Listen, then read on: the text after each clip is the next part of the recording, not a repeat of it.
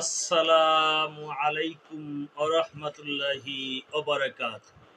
সম্মানিত ভিউয়ার্স, এ পর্যায়ে আমি আলোচনা করব মুনাজাত কবুল হওয়ার শর্ত, মুনাজাতের আদব ও আমল সমূহ।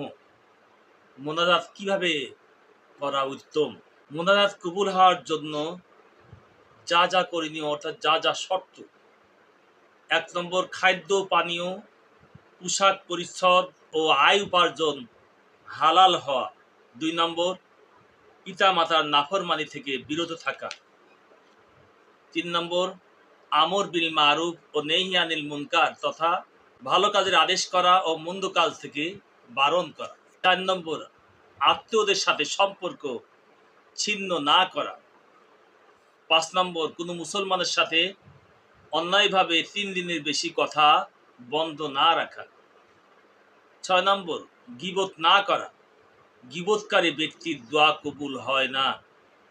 ৭ নম্বর, হাসাদ বা হিংসা না করা, হিংসুকের দোয়া কবুল হয় না। ৮ নম্বর, বখিলি বা কৃপণতা না করা, কৃপণ ব্যক্তির দোয়া কবুল হয় না।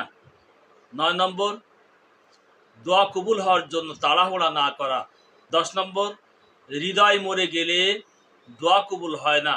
উল্লেখ্য, জিকির না করলে, বেশি হাসলে, বেশি কথা বললে হৃদয় মরে যায়। দোয়ার সময় বসার আদব। ১ নম্বর, কেবলামুখী হয়ে বসা। ২ নম্বর, হাঁটু গেড়ে বসা।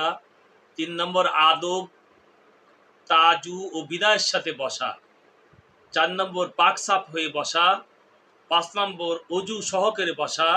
৬ নম্বর, দোয়ার সময় আসমানের দিকে নজর না উঠানো। দোয়ার সময় হাত উঠানোর নিয়মাবলী। ১ নম্বর, সিনা বা কাঁধ বরাবর হাত উঠানো। ২ নম্বর, উভয় হাতের তালু আসমানের দিকে রাখা মুস্তাহাব। ৩ নম্বর, উভয় হাতের আঙ্গুল সমূহ কিবলামুখী রাখা মুস্তাহাব। ৪ নম্বর, উভয় হাতের মাঝখানে সামান্য পরিমাণ ফাঁক রাখা মুস্তাহাব। ৫ নম্বর, উভয় হাতের আঙ্গুল সমূহ মিলিয়ে নয় বরং সামান্য ফাঁক রাখা মুস্তাহাব। ৬ নম্বর, দোয়া শেষ পূর্বক বরকতের জন্য মুখে হাত বুলিয়ে নেওয়া। দোয়া শুরু এবং শেষ করার বাক্য সমূহ।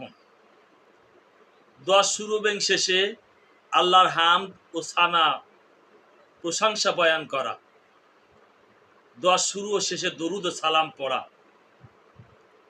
বিশেষ দ্রষ্টব্য, এই দুটি আমলের জন্য এই বাক্য দিয়ে শুরু করা যায়: আলহামদুলিল্লাহি রাব্বিল আলামিন ওয়াসসালাতু ওয়াসসালামু আলাল মুরসালিন, এবং শেষে সুবহান রাব্বিকা রাব্বিল ইজ্জাতি আম্মা ইয়াসিফুন ওয়া সালামুন আলাল মুরসালিন আলহামদুলিল্লাহি রাব্বিল আলামিন, আমিন বলে দোয়া শেষ করা।